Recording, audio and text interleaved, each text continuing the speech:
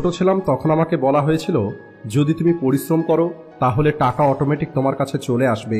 কিন্তু যখন আমি ধীরে ধীরে বড় হই তখন আমি দেখতে পাই এই পৃথিবীতে যারা সব থেকে বেশি পরিশ্রম করে তারা সবসময় টাকার সমস্যার মধ্যে থাকে, আর অন্যদিকে যে মানুষগুলো বেশি পরিশ্রম করে না তারা ধনী হয়ে যাচ্ছে। আর এর থেকেও বড় সত্যি হলো, ধনী হওয়াটা চোখে দেখা যায় না, বরং এটা ব্রেন থেকে তৈরি হয়। আমি অনুভব করি জীবনে সুযোগ কখনোই দেখা যায় না, সুযোগ কেবল চুপচাপ চলে যায়। এর কারণ হলো আমাদেরকে কেবল দেখতে শেখানো হয়েছে, অনুভব করতে নয়। আর এই কারণে বেশিরভাগ মানুষ সারা জীবন কেবল সুযোগ খুঁজতে থাকে, আর তারা কখনোই সুযোগ খুঁজে পায় না।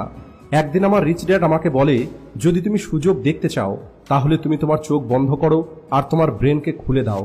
ওই সময় আমার এই কথাটা একটি গোলক ধাঁধার মতো মনে হয়েছিল, কিন্তু আজ যখন আমি সেই জায়গায় এসে পৌঁছেছি যেখানে মানুষ আমাকে ভাগ্যবান বলে, কিন্তু আমি ভালো করে জানি এটা আমার কোনো ভাগ্য নয়, বরং এটা হলো আমার চিন্তা করার পরিণাম।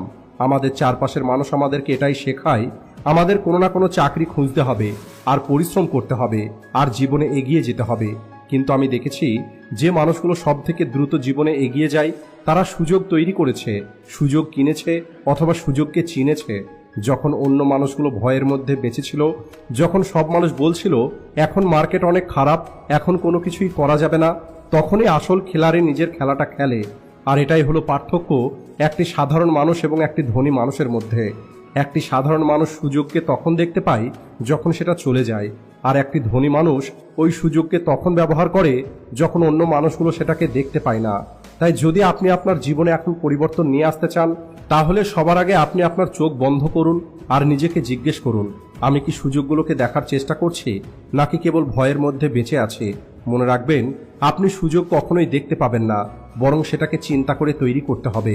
আর যখন আপনার ব্রেন দেখা শুরু করবে তখন চোখ দিয়ে নয়, বরং আপনার ভিশন দিয়ে ধনী হওয়া শুরু হয়ে যাবে। আর এখন প্রশ্ন হলো, কেবলমাত্র ভিশন থাকাটাই কি যথেষ্ট? বই পড়া, ডিগ্রি অর্জন করা, এটাই কি আমাদেরকে ধনী তৈরি করে দেবে? তাহলে বলি, কখনোই না।